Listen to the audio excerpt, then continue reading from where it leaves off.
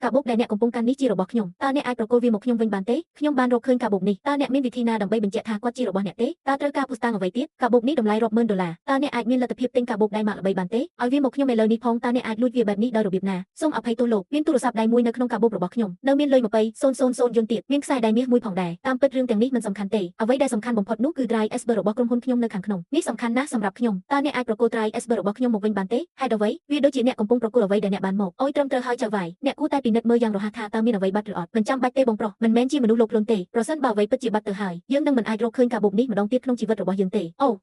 ចៅហ្វាយដើម្បីសុវត្ថិភាពអ្នកគួរតែយកវាទៅពិនិត្យមើលបងប្រុសធំខ្ញុំមានតែទូរស័ព្ទនិង Drive Esper នៅក្នុងកាបូបរបស់ខ្ញុំប៉ុណ្ណោះអ្វីផ្សេងទៀតខ្ញុំនឹងផ្ដល់ឲ្យអ្នកបងប្រុសខ្ញុំមិនមានន័យអ្វីទេខ្ញុំគ្រាន់តែគិតថាមនុស្សល្អគួរតែទទួលបានរង្វាន់វាគ្រាន់តែជាសញ្ញាតូចមួយនៃការដឹងគុណរបស់ខ្ញុំប៉ុណ្ណោះហើយអ្នកបានទទួលយកវារួចហើយដោយមិនបានប្រើវាចៅហ្វាយខ្ញុំអាចប្រាប់បានថាអ្នកជាមនុស្សគួរឲ្យគោរពម្នាក់អ្នកត្រូវយល់ថាប្រសិនបើខ្ញុំចង់បានលុយរបស់អ្នកខ្ញុំរងចាំនៅទីនេះមិនទេដើម្បីយកកាបូបនេះទៅអ្នកវិញសូមអរគុណចំពោះសេចក្តីសប្បុរសរបស់អ្នកមិនអីទេអ្នកគឺជាមនុស្សគួរឲ្យគោរពបងប្រុសច្បងនោះក្រុមហ៊ុនរបស់ខ្ញុំមានទីតាំងនៅក្នុងក្រុមហ៊ុន Chengbe Comfort Group ប្រសិនបើអ្នកមានការលំបាកណាមួយអ្នកអាចមករកខ្ញុំនៅពេលណាក៏បានយើងចេញដំណើរហើយចៅហ្វាយមានអ្វីផ្សេងទៀតទេបងប្រុសតើអ្នកអាចឲ្យខ្ញុំខ្ចីលុយខ្លះបានទេខ្ញុំដឹងហើយរកមនុស្សល្អបែបនេះនៅឯណាបានចៅហ្វាយអ្នកមិនយល់ទេគាត់មិនចូលចិត្តអ្នកគាត់ត្រូវបានផ្ដល់ប្រាក់តិចតួចពេកពួកគេបានសុំឲ្យអ្នកសងប្រាក់វិញខ្ញុំទើបតែផ្ដល់លុយឲ្យអ្នកប៉ុន្តែអ្នកបានបដិសេធតើអ្នកចង់មានន័យយ៉ាងណាដោយសុំឲ្យខ្ញុំខ្ចីលុយម្ដងទៀតគាត់មានអារម្មណ៍ស្រួលជាមួយប្រាក់ដែលខ្ចីយកព្រមខ្ញុំនឹងឲ្យអ្នកខ្ចីតាមចំនួនដែលអ្នកចង់បានខ្ញុំចង់ខ្ចី178យន្តគំនិតរបស់អ្នកក្នុងការខ្ចីប្រាក់គឺគួរឲ្យចាប់អារម្មណ៍ណាស់មានទាំងចំនួនគត់និងចំនួនសេសប៉ុន្តែខ្ញុំមិនមានប្រាក់បដូរទេខ្ញុំមានត្រឹមតែ20,000ប៉ុណ្ណោះនៅក្នុងកាបូបនេះតើអ្នកចង់ឲ្យខ្ញុំខ្ចីវាទេខ្ញុំកំពុងប្រាប់អ្នកចៅហ្វាយកុំទុកចិត្តគាត់ជាអ្នកកុហកគាត់កំពុងលេងល្បែងវែងឆ្ងាយព្យាយាមចាប់ត្រីធំមួយខ្ញុំបាននិយាយថាអ្នកជាមនុស្សអូននៅក្មេងណាស់មានរឿងអ្វីកើតឡើងចំពោះអូនហេតុអ្វីបានជាអ្នកត្រូវងាកទៅរកការបោកប្រាស់និងការបោកប្រាស់តើអ្នកគិតថាអ្នកអាចសងប្រាក់កម្ចីបែបនេះវិញបានទេតើអ្នកនឹងសងខ្ញុំវិញដោយរបៀបណាតើអ្នករស់នៅឯណាតើលេខទូរស័ព្ទរបស់អ្នកជាអ្វី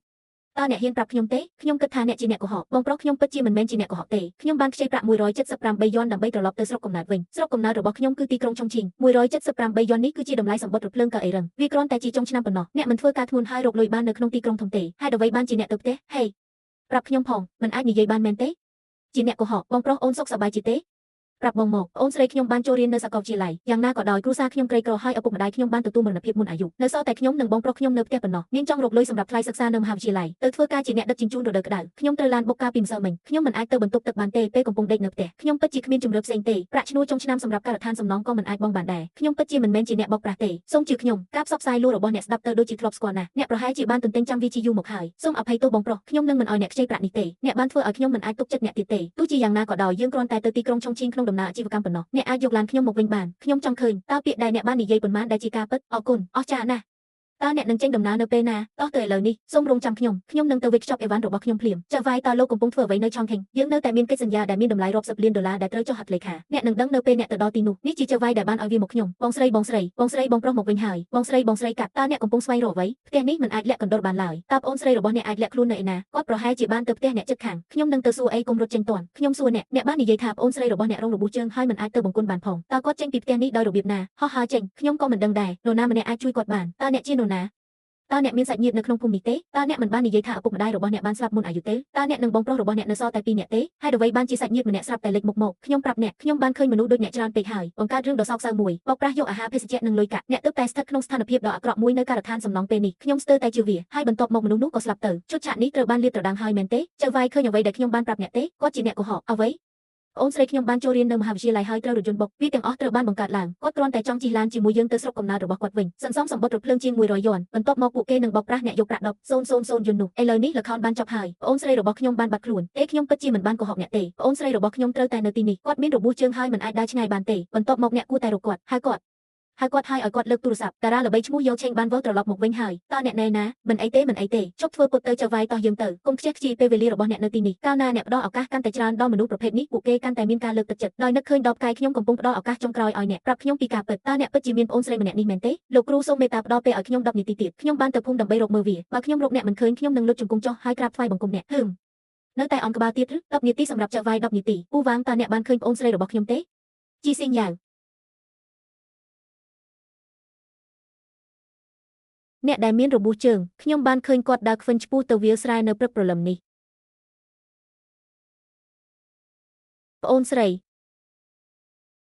បងប្រុសឲ្យហេតុអ្វីបានជាអ្នកត្រឡប់មកវិញ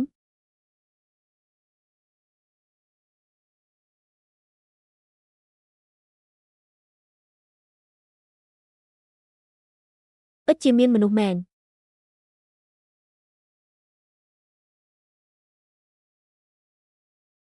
ជាខេញយោអ្នកខ្លាចខ្ញុំស្លាប់ដោយសារជើងរបស់អ្នកបែបនេះហេតុអ្វីបានជាអ្នកមិនសម្រាកនៅផ្ទះខ្ញុំទៅតែមកដល់វាលស្រែដើម្បីប្រមូលផលបន្លែខ្លះដើម្បីលក់ឲ្យបានច្រើនតាមដែលអាចធ្វើទៅបានបើមិនដូច្នោះទេវានឹងជាការអាម៉ាស់មួយប្រសិនបើទុកឲ្យវាខូចនៅក្នុងវាលស្រែខ្ញុំគ្រាន់តែចង់ជួយសម្រាលបន្ទុករបស់អ្នកបន្តិចទេបងប្រុសហេតុអ្វីបានជាត្រូវចំណាយពេលប្រមូលផលបន្លែអូនស្រីតូចឲ្យអូនឈឺបែបនេះទៀតហើយជើងអូនយ៉ាងម៉េចដែរល្អបងប្រុសឲ្យលើកនេះបងធ្វើឲ្យអូនជួបបញ្ហាទៀតហើយតើមានអ្វីកើតឡើងនៅពេលនោះឯងនិយាយអ្វីមិនសមហេតុផលក្មេងស្រីល្ងងបងប្រុសចាំខ្ញុំមើលថាតើជើងរបស់អ្នកឈឺអត់បងប្រុសខ្ញុំសុខសប្បាយទេសូមអភ័យទោសវាជាកំហុសរបស់ខ្ញុំទាំងអស់ខ្ញុំមិនគួរទៅយកអាហារទេអ្នកបានធ្វើឲ្យជើងខ្ញុំខូចបែបនេះខ្ញុំពិតជាសុំទោសណាស់ខ្ញុំមិនបានទៅរៀននៅសាកលវិទ្យាល័យទេតើអ្នកកំពុងនិយាយរឿងមិនសមហេតុផលបែបណាយ៉ាងណាក៏ដោយទីបំផុតខ្ញុំបានចូលរៀននៅសាកលវិទ្យាល័យហើយម៉េចក៏អ្នកអាចនិយាយថាអ្នកនឹងមិនទៅបងប្រុសឲ្យខ្ញុំកំពុងប្រាប់អ្នកថាមានតែចំណេះដឹងទេដែលអាចផ្លាស់ប្ដូរវាសនារបស់អ្នកបានអ្នកត្រូវតែទៅសាកលវិទ្យាល័យដែលបងប្រុសរបស់អ្នកមិនបានចូលរៀនអ្នកត្រូវតែរៀនចំណេះដឹងដែលខ្ញុំមិនទាន់បានរៀនមិនថាវាលំបាករហត់នឿយយ៉ាងណាទេបងប្រុសពួកគេនឹងបង្ហាញអ្នកផងដែរមិនអាចបន្ទោសខ្លួនឯងបានទេបើអ្នកចង់បន្ទោសនរណាម្នាក់អ្នកអាចបន្ទោសតែបងប្រុសរបស់អ្នកថាអសមត្ថភាពប៉ុណ្ណោះខ្ញុំមិនអាចធ្វើឲ្យអ្នកសប្បាយចិត្តក្នុងការទៅសាលារៀនបានទេវាមិនអាចផ្ដល់ឲ្យអ្នកនូវជីវិតដែលគ្មានកង្វល់អំពីអាហារនិងសម្លៀកបំពាក់បានទេប្អូនស្រីឲ្យបងប្រុសរបស់អ្នកត្រឡប់មកវិញហើយខ្ញុំនឹងមើលថែអ្នកមិនទាន់បានញ៉ាំអាហារទេមែនទេតោះទៅខ្ញុំនឹងចម្អិនម្ហូបឲ្យអ្នកចាំមួយផ្លែតអ្នកគឺជាប្អូនស្រីតូចរបស់ខ្ញុំនេះជាចៅវាយដែលបានជួយខ្ញុំច្រើនណាស់ខ្ញុំមានរឿងផ្សេងទៀតដែលត្រូវធ្វើខ្ញុំត្រូវទៅហើយឥឡូវនេះជាអាហារបំពន់សម្រាប់ប្អូនស្រីរបស់អ្នកចៅវាយមិនត្រូវការវាទេអ្នកអាចយកវាបានបងប្រុសរបស់អ្នកនិយាយត្រូវអ្នកពិតជាត្រូវទៅសាលារៀនមែនជឿជាក់លើបងប្រុសរបស់អ្នកគឺជាមនុស្សល្អត្រូវតែទទួលបានរង្វាន់អរគុណប្អូនស្រីអរគុណសូមជូនពរអ្នកឲ្យមានសំណាងល្អបងប្រុសនេះជា200,000បងប្រុសខ្ញុំបានជួយប្អូនស្រីរបស់យើងកាលពី10ឆ្នាំមុនខ្ញុំបានរកឃើញគាត់អ្នកបានរកឃើញគាត់នៅណាគាត់ហេតុអ្វីមិនទៅមើលវាដោយខ្លួនឯងមានរឿងអ្វីតើគាត់កំពុងមានពេលវេលាមិនល្អមែនទេទៅដោយខ្លួនឯងមិនអីទេផ្ញើអាសយដ្ឋានមកខ្ញុំជាមុនសិនហើយខ្ញុំនឹងទៅរកគាត់អូដោយវិធីនេះចូលទៅផ្ទះរបស់អ្នករបស់របរដែលខ្ញុំបានរៀបចំសម្រាប់គាត់ក្នុងរយៈពេលជាច្រើនឆ្នាំមកនេះអ្វីគ្រប់យ៉ាងរួចរាល់ហើយគាត់នៅក្នុងឧទ្យានទល់មុខបឹងសិប្បនិមិត្តនោះប៉ុន្តែឥឡូវនេះគាត់ខុសគ្នាបងប្រុសអ្នកត្រូវត្រៀមខ្លួនផ្លូវចិត្តឲ្យបានល្អ10ឆ្នាំបន្ទាប់ពីសំណារាប់ម៉ឺនដងទីបំផុតយើងក៏បានជួបគ្នាលើកនេះដល់វេនខ្ញុំរកអ្នកហើយតើអ្នកសុខសប្បាយជាទេហេអ្នកគ្មានភ្នែកទេតើអ្នកនឹងបោះសម្អាតអេតហើយបោះជើងមនុស្សទេសូមអភ័យទោសខ្ញុំគ្មានចិត្តណាទេប៉ុណ្ណឹងហើយខ្ញុំសុំទោសតើអ្នកដឹងទេថាស្បែកជើងទាំងនេះមានតម្លៃប៉ុន្មានតើប្រាក់ខែជាង$3,000ក្នុងមួយខែគ្រប់គ្រាន់ដើម្បីទូទាត់ការខាតបង់ដែរឬទេប្រសិនបើអ្នកមិនសម្លឹងមើលកន្លែងដែលអ្នកនឹងទៅទេអ្នកសមនឹងទទួលបានការងារបោះសម្អាតពេញមួយជីវិតរបស់អ្នកបងប្រុសតើមានន័យអ្វីដែលត្រូវប្រាប់គាត់បានបោះសម្អាតកម្រាលអេតពេញមួយជីវិតរបស់គាត់ហើយកម្រាលអេតតែងតែស្អាតបាតហេតុអ្វីខ្ញុំមានបងប្អូនជីដូនមួយជាអ្នកមានអ្នកកំពុងធ្វើពុតជាមិនស្គាល់បងប្អូនជីដូនមួយរបស់អ្នកមែនទេអ្នកមិនមែនជាអ្នកមានទ្រព្យសម្បត្តិច្រើនទេលោកឈឺដែលធ្លាប់ជាម្ចាស់ក្រុមហ៊ុនមួយនិងរស់នៅក្នុងវិឡាធំមួយបងប្រុសតើបងដឹងទេថាគាត់ធ្លាប់ជោគជ័យប៉ុណ្ណាជាលទ្ធផលពួកគេបានខ្សែធនគាត់ជំពាក់បំណុលគេច្រើនណាស់ឥឡូវនេះពួកគេបានមកសម្អាតបង្គន់ហើយអ្នកដឹងទេមនុស្សវាជាការពិតដែលពួកគេនិយាយសំណាងតែងតែផ្លាស់ប្ដូររៀងរាល់30ឆ្នាំម្ដងដូច្នេះហើយទើបវាកើតឡើងប្រសិនបើអ្នកខ្សែធនគ្រាន់តែសងបំណុលរបស់អ្នកដោយស្មោះត្រង់នៅតែបង្កបញ្ហានៅខាងក្រៅទៀតបងប្អូនឲ្យខ្ញុំកំពុងផ្ដល់ដំបូន្មានខ្លះដល់អ្នកកុំនិយាយថាខ្ញុំជាបងប្អូនជីដូនមួយរបស់អ្នកគ្រួសារមិត្តប្រុសខ្ញុំរកស៊ីវានឹងមិនល្អទេប្រសិនបើវាចេញមកអូហើយកុំតាក់ទងខាងមីងខ្ញុំដែរកុំធ្វើឲ្យគ្រួសារអ្នកធ្លាក់ទឹកចិត្តដោយលុយដែលអ្នកជំពាក់ទាំងអស់នោះតោះទៅណាបងប្រុសកុំខ្វល់ពីមនុស្សប្រភេទនេះអីចូលយើងនៅឲ្យឆ្ងាយពីគាត់វានឹងនាំមកនៅសំណាងអាក្រក់ខ្ញុំនឹងមានអារម្មណ៍ធូរស្រាលបន្ទាប់ពីយំមួយរយៈផ្លូវខាងមុខនៅវែងឆ្ងាយទៀតជន់នៅតែត្រូវការបោះសម្អាតស៊ូវ៉ាន់ឈីងគ្មានអ្វីអាចយកឈ្នះអ្នកបានឡើយសួស្ដីតើអ្នកធ្លាប់ឃើញមនុស្សម្នាក់នេះពីមុនទេ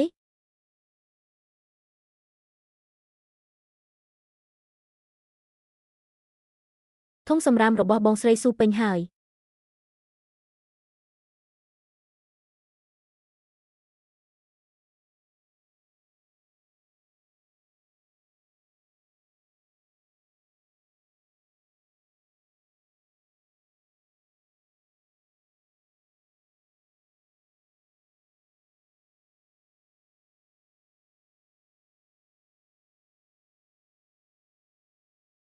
ស៊ូវ៉ាន់ឈីងអ្នកអាចលាក់ខ្លួនចាប់ពីថ្ងៃទី1នៃខែបានប៉ុន្តែអ្នកមិនអាចលាក់ខ្លួនចាប់ពីថ្ងៃទី15បានទេតើពេលណាលោកនឹងសងខ្ញុំវិញលោកបងចាង ខ្ញុំមិនលាក់បាំងពីលោកទេខ្ញុំពិតជាកំពុងព្យាយាមស្វែងរកដំណោះស្រាយសូមផ្ដល់ពេលវេលាឲ្យខ្ញុំបន្តិចទៀតផងខ្ញុំនឹងផ្ដល់ឲ្យអ្នក3ថ្ងៃទៀតខ្ញុំត្រូវមើលលុយក្នុងរយៈពេល3ថ្ងៃបើមិនដូច្នោះទេលើកក្រោយវានឹងមិនសាមញ្ញដោយការរុករករបស់របរនោះទេគ្មានសំណាង